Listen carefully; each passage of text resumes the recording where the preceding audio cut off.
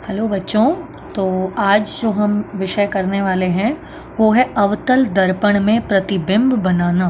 तो हम अवतल दर्पण के अंदर बिंब अलग अलग जगह पर रख के देखेंगे और फिर देखेंगे कि उसका प्रतिबिंब कहाँ बनता है और कैसा बनता है। ये 6 चित्र बनाए जाएंगे और इन 6 चित्रों में से हर साल पेपर में एक क्वेश्चन ज़रूर आता ही आता है। तो इसलिए ये बहुत इम्पॉर्टेंट टॉपिक है, बहुत ध्यान से सुनिएगा। तो सबसे पहले मैं ले रही हूँ अवतल दर्पण। तो ये हो गया हमारा अवतल दर्पण। इसमें गोल दर्पण के अंदर वाले हिस्से में प्रकाश की किरण टकरा के वापस जा रही हैं। दूसरी चीज़, इसके अंदर जो ये होता है, जो F लेना है वो C और P के बिल्कुल बीच में लेना है। ये C है, ये F है, ये P है। तो ये जो F वाला पॉइंट है ये बिल्कुल C और P के बीच में लेना है। ठीक है, तो ये चीज़ आप ध्यान रखेंगे। और दूसरी चीज़, हम बिंब में से 2 प्रकाश की किरणें लेंगे, उनको दर्पण से टकराएंगे और ये दोनों किरणें दर्पण से टकराकर वापस आते हुए जहाँ जिस जगह पर मिलेंगी प्रतिबिंब वहीं बनेगा। फिर से बता रही हूँ, हम प्रकाश की बिंब में से निकलती हुई प्रकाश की 2 किरणें लेंगे, उनको दर्पण से टकराएंगे, अवतल दर्पण से। वो टकरा के वापस आते हुए जहाँ भी जिस भी जगह पर मिलेंगी प्रतिबिंब वहीं पर बनेगा। तो सबसे पहले जो मैं नीले रंग की है वो प्रकाश की किरण आती हुई है, जो लाल रंग की है वो टकरा के आती हुई है। ठीक है, ये आपतित किरण है नीले रंग की जो दर्पण से टकरा रही है, और लाल रंग की जो किरण है वो परावर्तित किरण है, यानी कि टकरा के आ रही है। ठीक है, फिर से बता रही हूँ, जो F लेना है वो C और P के बिल्कुल बीच में लेना है और ये रेखा बिल्कुल सीधी होनी चाहिए। और C और P कुछ भी हो सकता है, आपकी मर्जी, आप 4 सेंटीमीटर लें, 5 सेंटीमीटर लें, कुछ भी लें, बस F जो पॉइंट है वो C और P के बिल्कुल बीच में रखना है।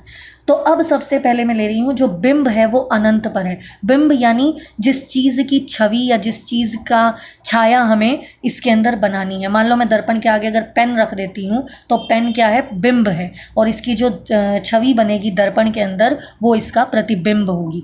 तो पहला मेरा पॉइंट क्या है, बिंब अनंत पर है। अनंत मतलब बहुत दूर है, इतनी दूर है कि हम उस दूरी को माप नहीं सकते। तो जब भी कोई चीज़ अनंत पर होती है तो उसकी जो प्रकाश की किरणें आती हैं वो मुख्य अक्ष के समांतर आती हैं। ये जो मेरी लाइन है ये मुख्य अक्ष है। C वक्रता केंद्र है, F फोकस है, P मेरा ध्रुव है। लिख देती हूँ ध्रुव। ये C जो है ये वक्रता केंद्र है, ये पहली वीडियोस में बताया है, और जो F है वो है फोकस। ठीक है, तो ये जो लाइन है जो वक्रता केंद्र और ध्रुव के आर पार जाती है, ये काले रंग की दिखाई हुई है मैंने, ये मुख्य अक्ष होता है दर्पण का। तो जब भी बिंब अनंत पर होता है तो जो भी प्रकाश की किरणें उसमें से निकल के आती हैं वो मुख्य अक्ष के समांतर होती हैं। समांतर का मतलब शुरू से लेकर के आखिर तक वो बराबर दूरी पर रहेंगी। समझ गए? जैसे कि रेल की पटरियां होती हैं या सड़क के किनारे होते हैं, वो एक दूसरे के समांतर होते हैं। रेल की पटरियां बिल्कुल ऐसे चलेंगी सीधी, वहाँ पे चाहे दूरी आप यहाँ से माप लो चाहे यहाँ से माप लो, वो दोनों में बराबर रहेगी, तो उसको कहते हैं समांतर। तो जब भी बिंब अनंत पर होता है तो उससे निकलने वाली प्रकाश की किरणें मुख्य अक्ष के समांतर होती हैं। समझ में आ गई? तो ये मेरी पहली किरण है। तो ये मेरी किरण आई मुख्य अक्ष के समांतर, दर्पण से टकराई और टकरा के फोकस में से निकल गई। ये रूल था जो पिछली वीडियो में मैंने बताया हुआ है कि जब भी मुख्य अक्ष के समांतर कोई प्रकाश की किरण आएगी तो वो फोकस में से गुजरेगी टकराने के बाद। तो ये मेरी मुख्य अक्ष के समांतर आ रही थी तो टकरा के फोकस में से गुजरी। इसी तरह ये प्रकाश की किरण भी अनंत से आ रही है तो ये भी मुख्य अक्ष के समांतर है, ये भी दर्पण से टकराई और टकरा के फोकस में से गुजरी। अगर आपको मतलब ये समझ नहीं आ रहा, पिछली सारी वीडियोस आपको देखनी पड़ेंगी, फिर ये चीज़ समझ में आएगी।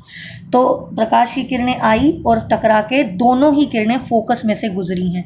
तो इसका मतलब क्या हुआ कि हमारा जो प्रतिबिंब है वो फोकस पर बनेगा, F पर बनेगा। समझ में आई बात? क्योंकि प्रतिबिंब कहाँ बनेगा, जहाँ प्रकाश की किरणें टकराने के बाद आपस में मिलेंगी। तो कहाँ पर मिल रही हैं, फोकस पर मिल रही हैं, तो यहाँ होगा। तो अब सबसे पहले हम देखते हैं प्रतिबिंब बनने की जगह क्या है। फोकस पर। प्रतिबिंब का आकार क्या है? अब जहाँ टकरा रही हैं, आकार कैसे मापा जाता है? मुख्य अक्ष से उसकी दूरी देखी जाती है, कितनी दूर है। तो अब तो ये मुख्य अक्ष के ऊपर ही बन रहा है, तो यानी कि ये किसके आकार का है? बिंदु के आकार का है, क्योंकि ये बिंदु जो है, ये एफ है, यहीं पे है, बस यहीं पे टकरा रही हैं ये। मुख्य अक्ष के ऊपर एक बिंदु का आकार है, तो बिंदु के आकार का हमारा प्रतिबिंब होगा। प्रतिबिंब की प्रकृति कैसी होगी? वास्तविक और उल्टा।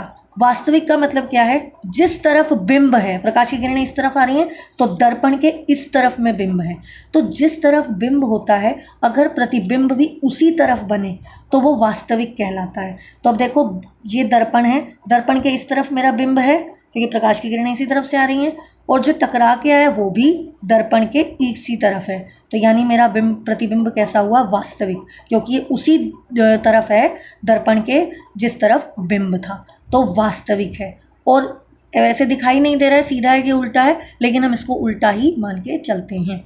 तो यानी कि जब बिंब अनंत पर होता है तो प्रतिबिंब कहाँ बनता है? फोकस पर। प्रतिबिंब का आकार कहाँ कैसा होता है? बिंदु के आकार का। प्रतिबिंब की प्रकृति कैसी होती है? वास्तविक होता है और उल्टा होता है। अब आते हैं दूसरे चित्र पर। दूसरे चित्र के अंदर क्या चीज़ है कि हमारा जो बिंब है वो C से परे है, लेकिन अनंत पे नहीं है, मतलब C के पीछे की तरफ है पर अनंत पर नहीं है। तो मान लो ये है मेरा एक बिंब, यानी मुझे इसकी छवि जो है वो दर्पण में देखनी है, कहाँ बनेगी? तो अब ये है मेरा बिंब A और B। तो अब इसमें से प्रकाश की किरण निकली, पहली प्रकाश की किरण में लेके चल रही हूँ कि वो मुख्य अक्ष के समांतर है, ये मेरा मुख्य अक्ष था। तो पहली किरण को मैं दो किरणें ही देखनी है हमें ज़्यादातर, कि दो किरणें टकराने के बाद कहाँ पे मिलेंगी।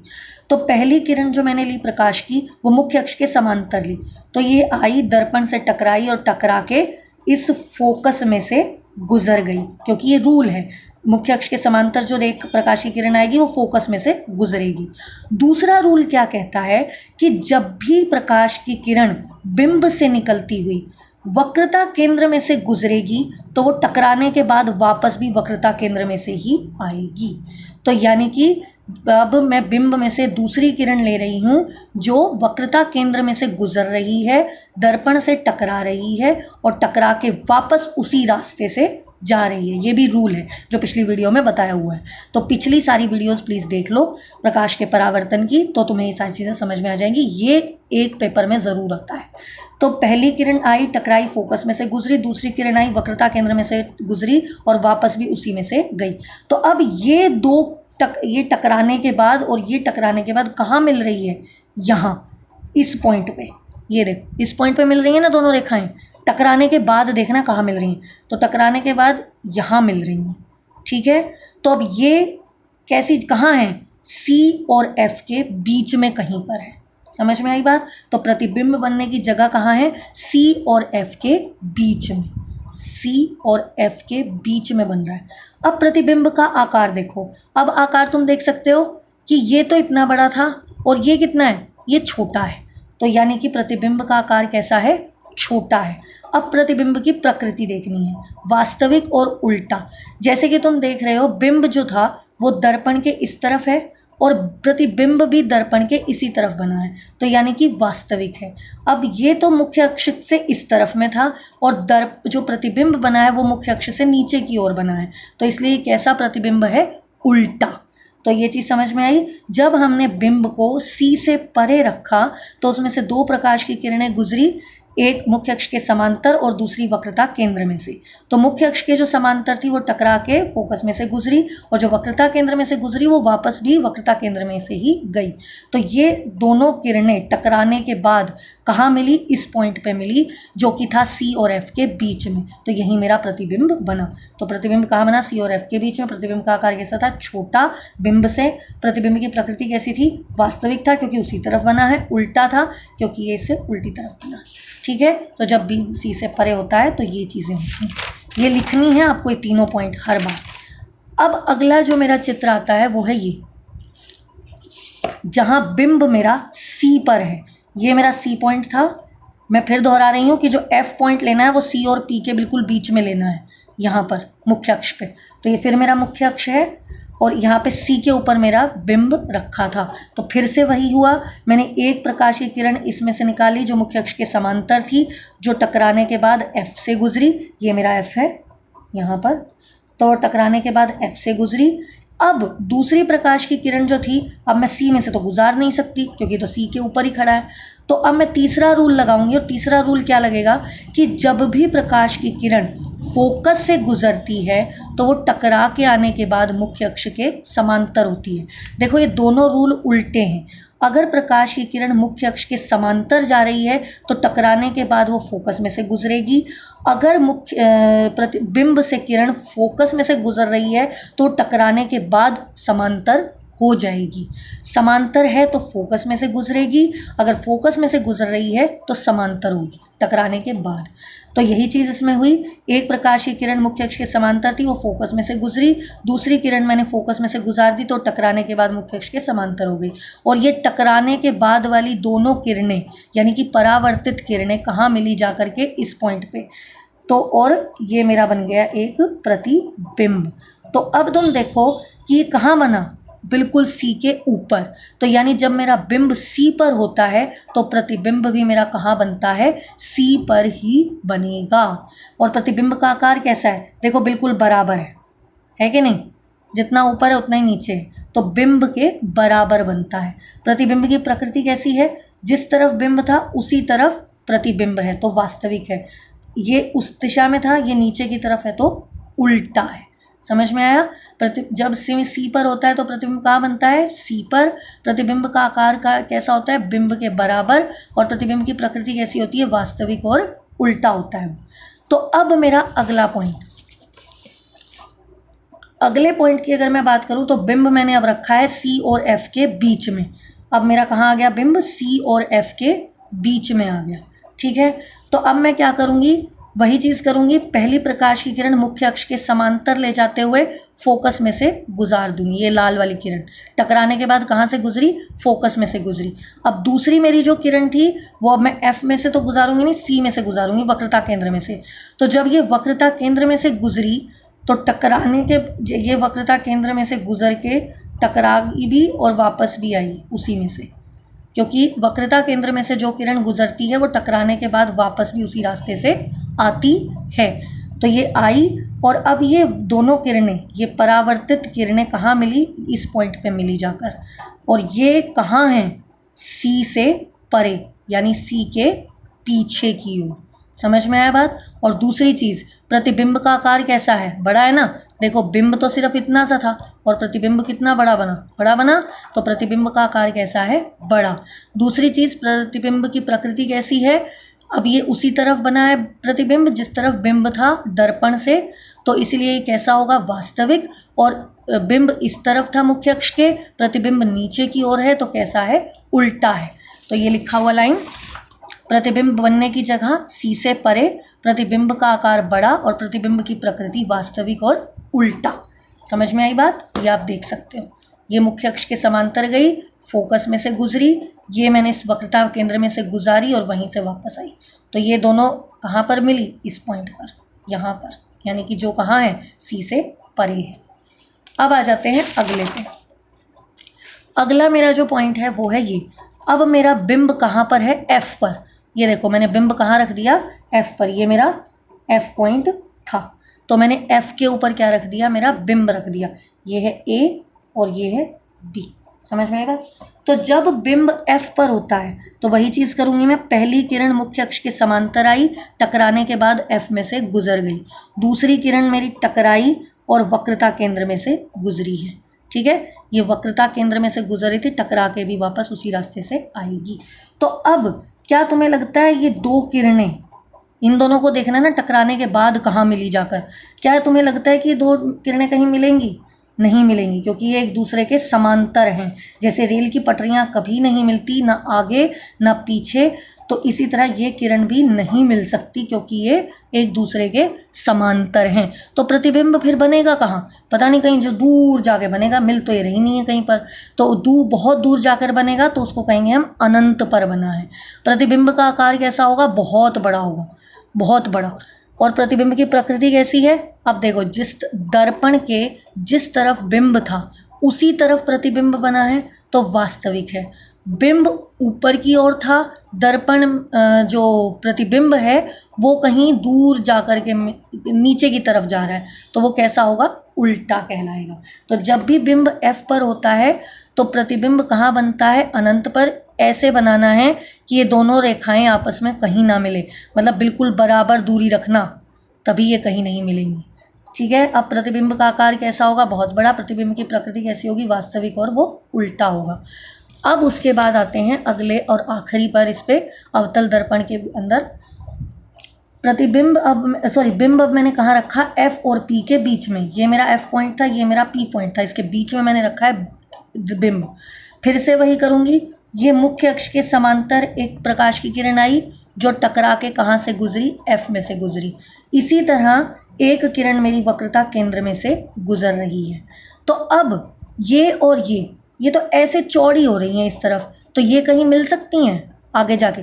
ये तो यूं जाएंगी, ये तो मिल ही नहीं सकती कहीं पर भी इस तरफ। तो अब हम ये सोचेंगे कि दर्पण के इस तरफ तो नहीं मिल सकती, क्योंकि ये ऐसे जा रही हैं, तो मिल ही नहीं सकती इस तरफ। तो ये कहाँ मिल सकती हैं? दर्पण के पीछे की ओर। तो मैंने क्या किया? इसको आगे बढ़ा दिया, इसी रेखा को बिल्कुल सीधे में आगे की दर्पण के पीछे की ओर मैंने बढ़ा दिया, और इसी तरह इस वाली रेखा को भी मैंने पीछे की ओर बिल्कुल सीधे सीधे बढ़ा दिया।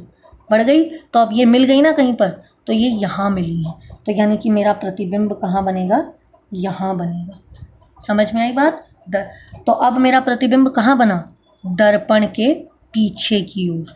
ठीक है, तो दर्पण के पीछे बना। प्रतिबिंब का आकार कैसा है? ये मेरा बिंब था, ये प्रतिबिंब है, बड़ा है ना इससे, तो ये बड़ा है। प्रतिबिंब की प्रकृति कैसी है? सीधा और आभासी। अब आभासी कब बनता है? जब जिस तरफ बिंब हो उससे दूसरी तरफ अगर प्रतिबिंब बने तो वो आभासी कहलाता है। तो बिंब मेरा इस तरफ था, प्रतिबिंब मेरा इस तरफ बना है, तो ये कैसा है? आभासी है। और दूसरी चीज़ ये देखो, बिंब भी मेरा मुख्य अक्ष के ऊपर की तरफ था और प्रतिबिंब भी मेरा मुख्य अक्ष के ऊपर की तरफ है, तो ये कैसा है? सीधा है। तो जब भी बिंब F और P के बीच में होता है तो उस वक्त जब प्रतिबिंब कहाँ बनता है? दर्पण के पीछे। प्रतिबिंब का आकार कैसा होता है? बड़ा। प्रतिबिंब की प्रकृति कैसी होती है? सीधी और आभासी होता है। इस तरफ क्यों नहीं मिला? हमें प्रतिबिंब बनेगा कहाँ? जहाँ टकराने के बाद प्रकाश की किरणें मिलती हैं। अब वो इस तरफ तो मिल नहीं सकती थी, तो वो कहाँ मिली? दर्पण के पीछे की ओर। तो ये चीज़ थी।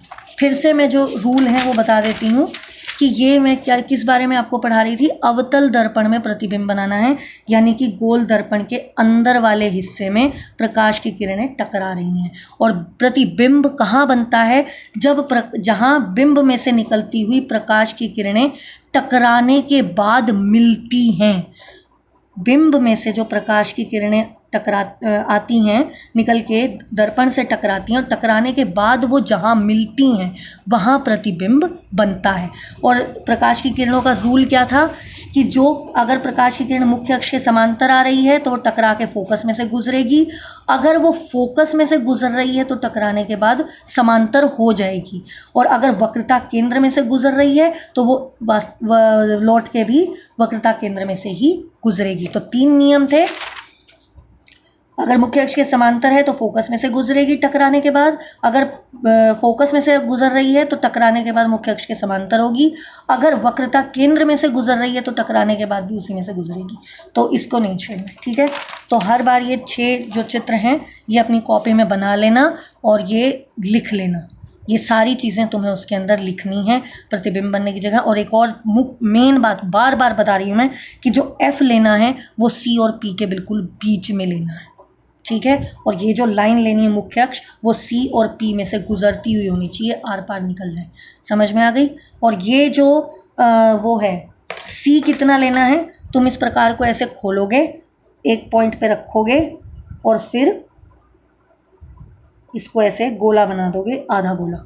ये देखो, ये मैंने क्या किया है, एक पॉइंट पे C पे रखा है और फिर ये आधा गोला ऐसे प्रकार से बना दिया है, ठीक है। तो जो आपने खोला हुआ है वो आपका ये पॉइंट क्या कहलाएगा? C कहलाएगा। और C और P के बिल्कुल बीच में तुम्हें F बनाना है। और P क्या है? इस जो गोल आधा गोल दर्पण तुमने बनाया है उसके बीच का पॉइंट, ठीक है, ये आधा गोल दर्पण तुमने बनाया है, इसके बीच का पॉइंट P है और ये प्रकाश जितना खुला हुआ था, ये जहाँ पे रखा था तुमने ऐसे करके नोक इसकी, वो C कहलाएगी। और F कहाँ है? C और P के बिल्कुल बीच में। ठीक है, तो इन 6 में से एक ज़रूर आता है पेपर में, तो वो ध्यान से बना लेना और इनको कॉपी में उतार लेना।